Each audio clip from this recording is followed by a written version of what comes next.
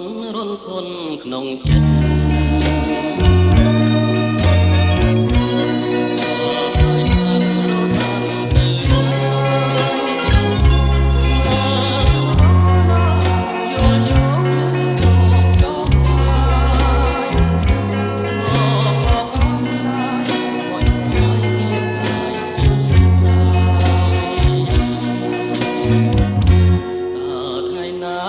ប្រាណបានយល់ចិត្តងំវាយវល់ស្វាយធម្មជាតិប្រណាស់ដល់ចិត្តគៀងមិនមកបាយខ្លួនចិនស្រមៃមានយកស្រួល